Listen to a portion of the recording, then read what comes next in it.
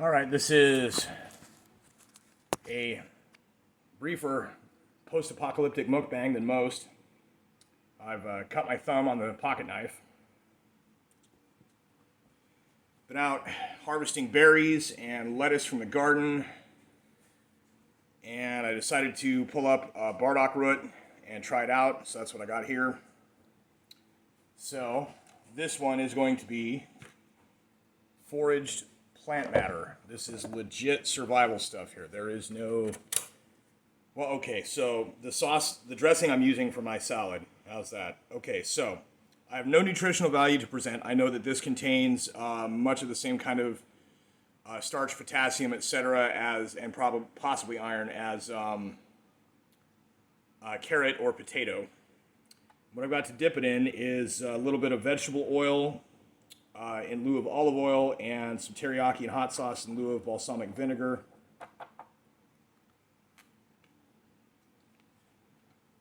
It's decent. Somewhat appropriate for the fact that it's the Bardock.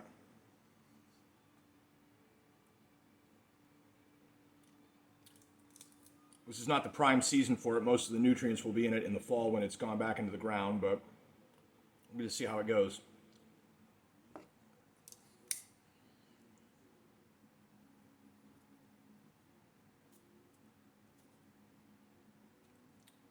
Basically what you got here is this root. I've washed it, peeled it, split it.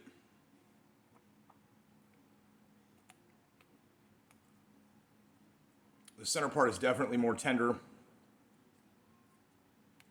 and edible than the outer part. This could be boiled and it would be much more palatable, I'm sure. Next we got some garden lettuce of 3 different varieties. These were picked from out of my garden. I've rinsed them off, although some of them are kind of still retain some little bits of dirt. Garden lettuce.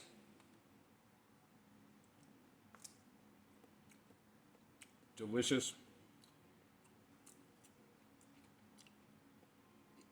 I worked today, made breakfast, was able to make a breakfast sandwich while I was doing so for myself. So I've already had my protein and some of my fats for part of the day.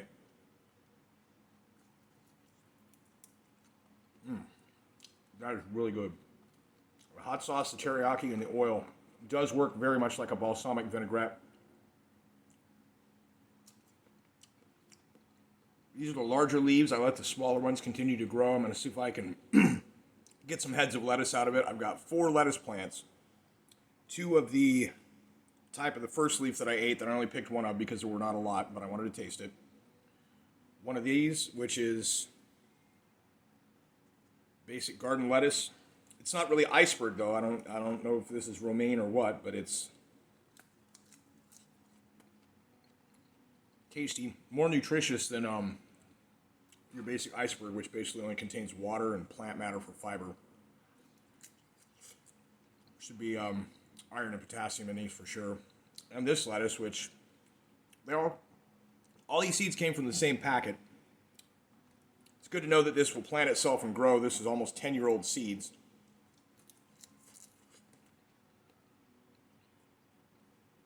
That is really good. I don't have dressing. I can't store ranch at this point. But I can make this stuff up real quick.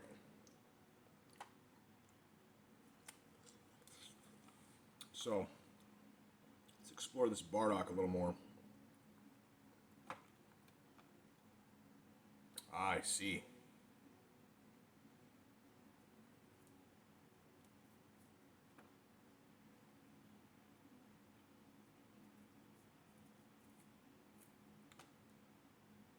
Get the majority of the woody outers. This could be, I could see using this like a bamboo shoot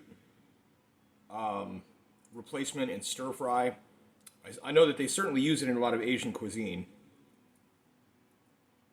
Center of it you can probably see is a little more tender and fibrous, less woody.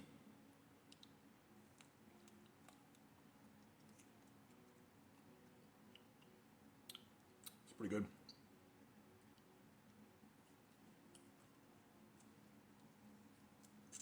Hoping by the end of the summer into the fall that I'll have figured out a better way to harvest these. They're a deep root. They can be almost 3 feet deep. Here's a nice tender piece of the center.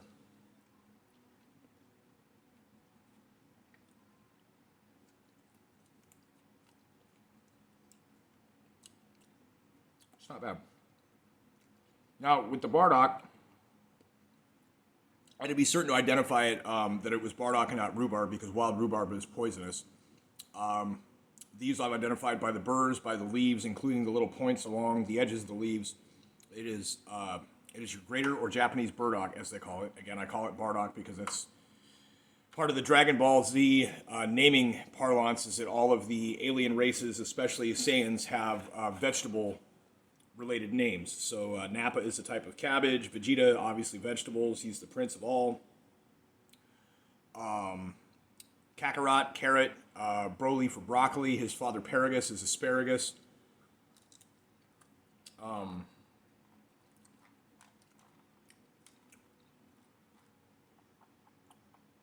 Cauliflower, kale, that's obvious.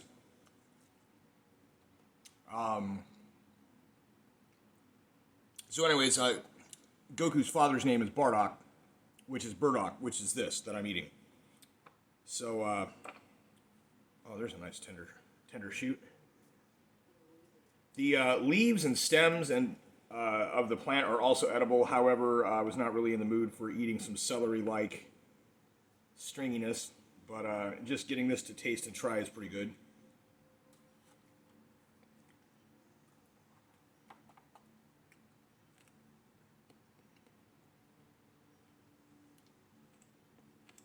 Kind of missed the train on the or bus or whatever on the wild carrots, so I'm gonna let them go to seed.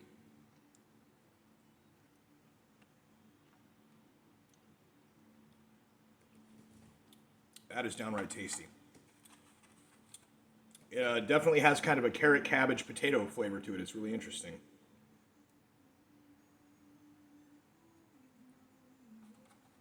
And the sauce definitely helps it. Makes it palatable.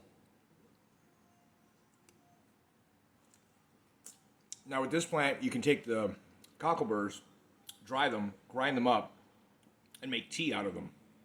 And the root also contains liver tonic, as do the whole plant.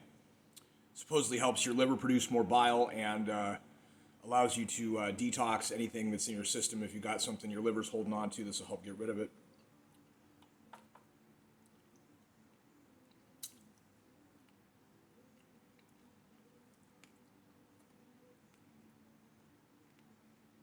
And honestly, it tastes like it was made to go with teriyaki.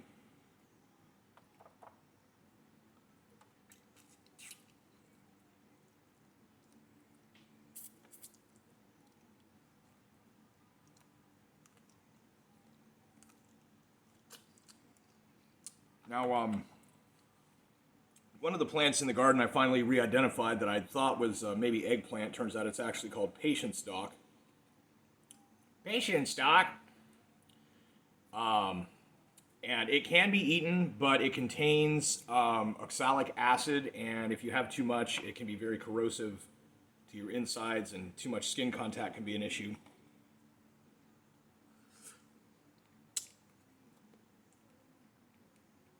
So I did not pick that. A plant that I couldn't tell if it was wild mustard or radish has come up as white mustard the last time I checked here today.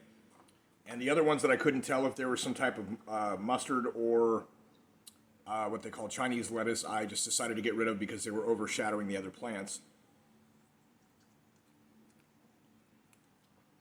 Since getting rid of them,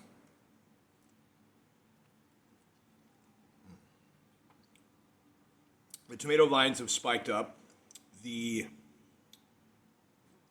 sweet corn plants have spiked up, and each of those has got a fan shape of multiple stalks. So I went ahead and put out tomato cages today.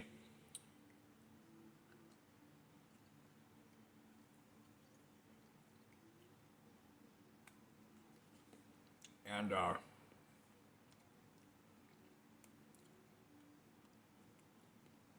Put cages around the tomato vines. I've got cherry tomatoes. Put cages around the corn so that they'll stand up tall. Hopefully I'll get multiple ears.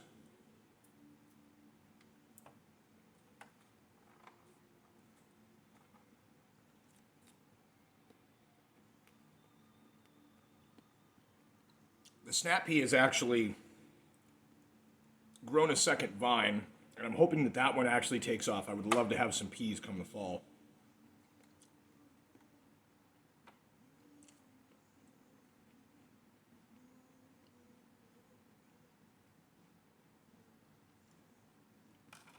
So that's the first part. And now for dessert. We already been over the dessert part, but I always have to brag on my harvest. Have some mulberries and raspberries. Again, after the last rain and storm, things got really ripe.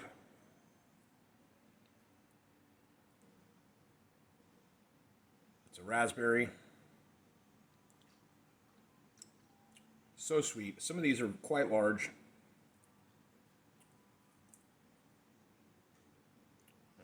One of the biggest honkinest. There we go.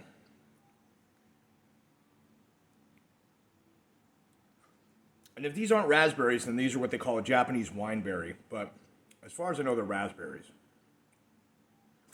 There's another plant with slightly different leaves and what I think is a wineberry plant growing out. Of course, we got the mulberries. I actually got way more raspberries than mulberries this time. The tree on the north side of the barn is just completely clustered with very fat, very large berries. But they're taking forever to ripen. And the ones that I picked so far have not been very sweet.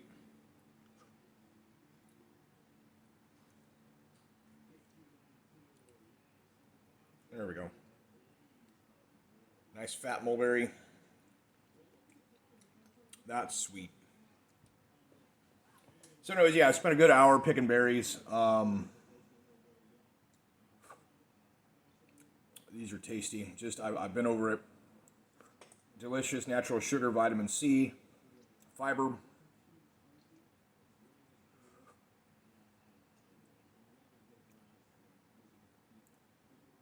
Decent sized mulberry. The mulberries seem to shrink a little bit when you pick them.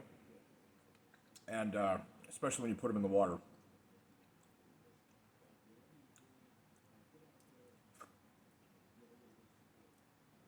So yeah, that's basically what I'm having for supper tonight. I've already had a decent-sized breakfast of the more traditional, civilized kind.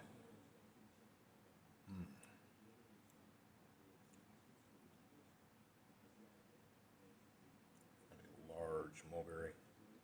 Yeah, it seems like they shrink when you get them in the water, because they were a lot bigger when I picked them. But most of the biggest ones I've already eaten, so now I'm just kind of waiting on the others to grow.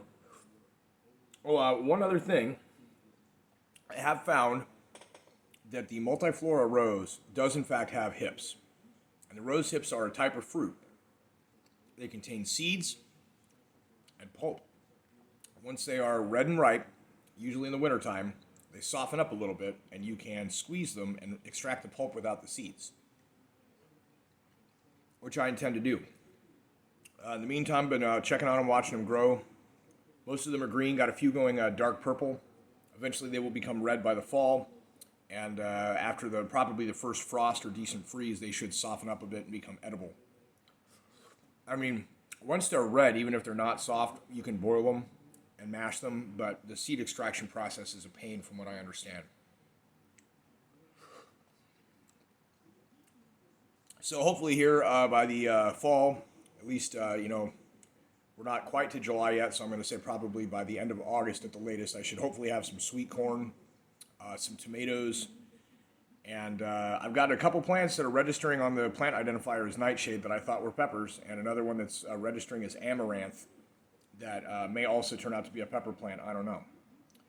They're not in the places where I planted them, but neither is the corn. So a lot of stuff got moved around by rodentia underneath the ground. I've also found evidence of coyotes or foxes in my driveway. At the top of the driveway there was a scat. uploading a video at present. Should be just about done. I believe I found the actual root cause of the truck problems. And while I was getting on the ground, I noticed there was a dead frog, and next to that was animal scat with berries in it. I've not found further evidence of bobcat other than the two that I found, the one in the front yard, the one in the side yard, but I have been keeping my eye out. And the areas where I've got some straggler mulberries and a lot of rose hips is right around where I think that the cats are coming in and out of the woods. So, like I said, this one's a little short. Sorry I don't have more for you. The Bardock, come the fall, I will be able to harvest these roots, just wash them off, and store them in the root cellar. And when the time comes, boil them, peel them, eat them, mash them in a stew. The lettuce is delicious. I'm looking forward to having more of that as it comes along. That's some good nutrition, and the more things you can grow and eat yourself, the better. I was watching the Cast Castle vlog for Tim Pool's company, and they were picking mulberries off the tree for eating with their barbecue, because even out in the Maryland area, or Virginia, or whichever state they're actually in, they get them out there too. And he had the same idea that I did, that it would be cool if you could get like a tarp or something and put it underneath and just shake the tree and have it all fall out. They used hammocks to catch berries, and for all the people they had there, I think they had a pretty good harvest off of the tree, because they just fall off. So thank you for joining me, and